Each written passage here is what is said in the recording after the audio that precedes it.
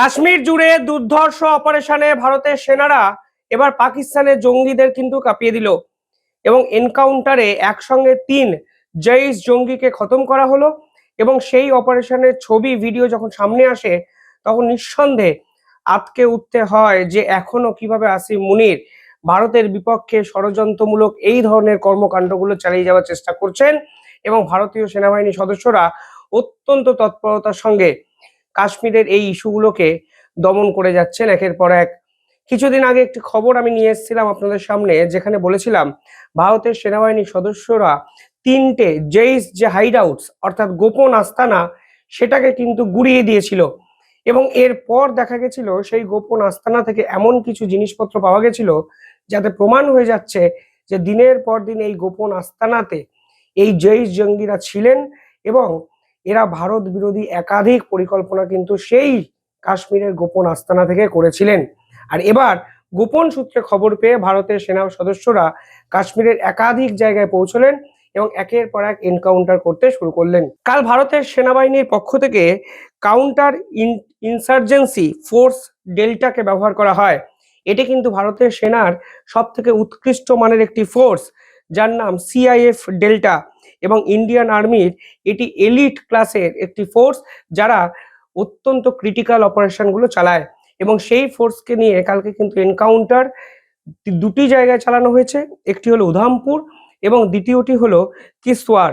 এবং কালকে আরো একটি অপারেশন লঞ্চ করা হয়েছে যার নাম অপারেশন মাভি। এবং এই অপারেশন মাভি লঞ্চ করে বিভিন্ন গোপন আস্তানা ইন্টেলিজেন্স মারফত খবর পেয়ে বিভিন্ন গোপন আস্তানায় কালকে ভারতের সেনা সদস্যরা কিন্তু পাড়ি দেন। এবং পরবর্তীকালে যখন জঙ্গিরা ভারতের সেনাকে উদ্দেশ্য করে গুলি চালাতে শুরু করে তখন কিন্তু পাল্টা অ্যাকশন ভারতের সেনার পক্ষ থেকে নেওয়া হয় এবং সেই অ্যাকশনে এখনো অব্দি 3জন জঙ্গির অফিসিয়ালি মৃত্যুর কথা ভারতের সেনাবাহিনীর পক্ষ থেকে কিন্তু ঘোষণা করা হয়েছে। অর্থাৎ আসিম মুনির যতই চেষ্টা করুন না কেন যে ভারতের বিপক্ষে আরো একটি পেহেলগাম হত্যাকাণ্ড করার, আলটিমেটলি গ্রাউন্ড রিয়েলিটিতে দেখা যাচ্ছে ভারতের সেনাবাহিনী অত্যন্ত তৎপরতার সঙ্গে এই বিপর্যয়গুলো কিন্তু মোকাবিলা করছেন। পাশাপাশি কালকে এই 3 জঙ্গিকে খতম করে তাদের কাছে যে রাইফেল পাওয়া গেছে তা কিন্তু অত্যন্ত চমকপ্রদ। বহু গুলি পাওয়া গেছে প্রথমত তাদের কাছে, তারপর M4 রাইফেল পাওয়া যায়, AK-47 পাওয়া যায় এবং এমনকি কিছু অস্ত্র পাওয়া যায় যেগুলি বিদেশি শক্তির ব্যবহৃত অস্ত্র। অর্থাৎ এই জঙ্গিদের কিন্তু দিনের পর দিন অস্ত্র দিচ্ছে পাকিস্তান, ISI, এবং এরা কিন্তু বিদেশি অস্ত্র মানে তুরস্কের মতো দেশের অস্ত্র ব্যবহার করছে। এবার দেখুন, তুরস্ক অপারেশন সিন্দুরের সময়তেও আমাদের কিন্তু এইভাবে বড় ক্ষতি করার চেষ্টা করেছিল পাকিস্তানকে TB2 ড্রোন দিয়ে। এবং ভারতের সেনারা কিন্তু অফিসিয়াল প্রেস কনফারেন্স করে জানিয়েছিল যে সেনাবাহিনী অপারেশন সিন্দুরের যে ড্রোনগুলোকে নিউট্রালাইজ করেছে তাদের মধ্যে তুরস্কের ড্রোন পাওয়া গেছে। এবং শুধু ড্রোন নয়, একাধিক মিসাইল, এমনকি ডিপ্লোম্যাটিক সাপোর্টও কিন্তু তুরস্কের পক্ষ থেকে এই পাকিস্তানের মতো জঙ্গি দেশকে দেওয়া হয়েছে। কালকে কাশ্মীরে যে এনকাউন্টার চালানো হলো তাদের কাছ থেকেও এই ধরনের বিদেশি অস্ত্র কিন্তু সেনাবাহিনী উদ্ধার করেছে। অর্থাৎ একদিকে তুরস্ক আমাদের যখন ক্ষতি করার চেষ্টা করছে, ঠিক তখন আরো অন্যদিকে আরো একটি খবর আমাদেরকে চমকে দেয়। কালকে তুরস্ক এয়ারলাইন্সের একটি বিমান এমার্জেন্সি ল্যান্ডিং করতে বাধ্য হলো ভারতে। ভারতের কাছে দুটো অপশন ছিল। প্রথমত, এই তুরস্কের বিমানটি যখন বিপদে পড়েছিল তখন ডিরেক্ট না বলে দেওয়া, যা পাকিস্তান করে আমাদের সঙ্গে। দ্বিতীয়ত, এই তুরস্কের বিমানটিকে মানবিকতার খাতিরে ভারতবর্ষে ল্যান্ড করার পারমিশন দেওয়া। কালকে একটি তুরস্কের এয়ারলাইন্সের বিমান যার নাম THY-727 সেটি কাঠমান্ডু থেকে ইস্তাম্বুলের দিকে যাচ্ছিল। জায়গাটা কিন্তু ইন্টারেস্টিং। কাঠমান্ডু, যে কাঠমান্ডুতে বসে ISI বিভিন্ন রকম কর্মকাণ্ড চালায় বলে অভিযোগ, সেই কাঠমান্ডু থেকে ইস্তাম্বুলের দিকে রওনা হয়েছিল একটি বিমান। কিন্তু যখন কাঠমান্ডু এয়ারপোর্ট থেকে এটি 1:28 উত্তরণ করে ঠিক তখনই বিমানটিতে কিন্তু আগুন ধরে যায় এবং এমার্জেন্সি ল্যান্ডিং এর জন্য কাঠমান্ডুর পর কলকাতা যেহেতু কাছে, সেই কলকাতার কাছে এসে বিমানটি পারমিশন চায় এবং ভারতের বিমান মন্ত্রক এবং কলকাতা এয়ারপোর্টের যে অথরিটি আছে তারা কিন্তু বিমানটিকে কলকাতা এয়ারপোর্টে ল্যান্ড করার পারমিশন দেয়। এবার এই ঘটনা ভারতের যে মানবিকতা এবং ভারতের যে আসল চেহারা তা কিন্তু আন্তর্জাতিক স্তরে এস্টাবলিশ করে। অথচ দেখুন, এই তুরস্ক দিনের পর দিন ভারতের বিপক্ষে একাধিক চক্রান্ত করেছে, একাধিক ষড়যন্ত্রমূলক কর্মকাণ্ড করেছে। তথ্য বলছে সেই বিমানটিতে 236 জন প্যাসেঞ্জার ছিল এবং 11 জন ক্রিউ মেম্বার ছিল।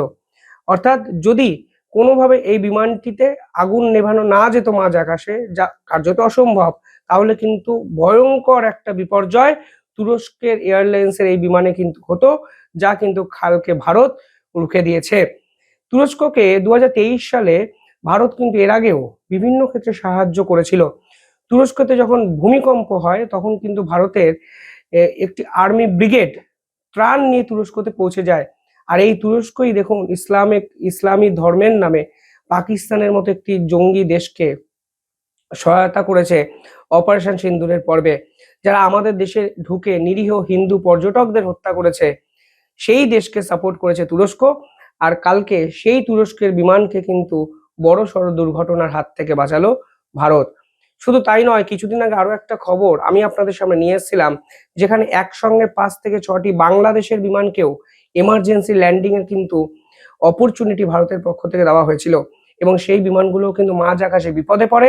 কুয়াশার জন্য তারা ল্যান্ডিং প্লেস খুঁজে পাচ্ছিল না, বাংলাদেশে যাওয়ার মতো পরিস্থিতি কিন্তু ছিল না। এবার এই ঘটনার সঙ্গে আরো একটি ঘটনা আপনাদেরকে আমি মনে করিয়ে দিতে চাই। ঘটনাটি মাস 6 আগের, কিছুদিন আগের বলতে পারেন, যেখানে ভারতের একটি বিমান, ইন্ডিগোর বিমান 6C-2142, সেই বিমানটি মধ্য আকাশে বিভিন্ন রকম অসুবিধার মধ্যে পড়ে, প্রধানত টার্বুলেন্সের মধ্যে পড়ে, হেলস্টর্মের মধ্যে পড়ে, ফলে সেই বিমানটি কিন্তু ক্ষতিগ্রস্ত হয়েছিল। ইম্পর্টেন্ট বিষয় কি জানেন, সেই বিমানটি যেখানে সব থেকে বেশি বিপদে পড়েছিল তার পাশেই ছিল পেশোয়ারের এয়ারপোর্ট, এবং এই জন্য ভারতের সেই বিমান কিন্তু পাকিস্তানের এয়ার স্পেসকে ব্যবহার করতে চেয়েছিল। যদি এয়ার স্পেসকে ব্যবহার করতে দিত তাহলে বড় সড় বিপর্যয়ের মুখ থেকে বিমানটি কিন্তু আপাতকালীন ব্যবস্থায় রক্ষা পেত, সেরকম পাইলট মনে করেছিলেন। প্রাথমিকভাবে তাকে পারমিশন দেওয়া হয়নি। পরবর্তীকালে বলা হয়েছিল তাহলে লাহোরের দিক থেকে আমাদের যেতে দেওয়া হোক, কারণ আমরা যেখানে দিয়ে যাচ্ছি সেই জায়গাটি অত্যন্ত ভঙ্গুর এবং অত্যন্ত বিপজ্জনক, হাওয়া, ঝড় ইত্যাদির মুখে আমরা পড়তে পারি। ফলে লাহোরের পক্ষ থেকেও পারমিশন দেওয়া হয়নি এবং পরবর্তীকালে সেই বিমানের পাইলট অত্যন্ত সাহসিকতার সঙ্গে বিমানটিকে শ্রীনগর এয়ারপোর্টে ল্যান্ড করান এবং তারপর আমরা বিমানটিতে যে ছবি দেখেছিলাম তা কিন্তু ভয়ঙ্কর। বিমানের সামনের দিকে ফুটো হয়ে গেছে, একাধিক জায়গা তুবড়ে গেছে এবং যে হেল স্টর্ম অর্থাৎ এই যে বায়ু ঝড়, তা কিন্তু বিমানটিতে ভীষণ মাত্রায় আঘাত দিয়েছে।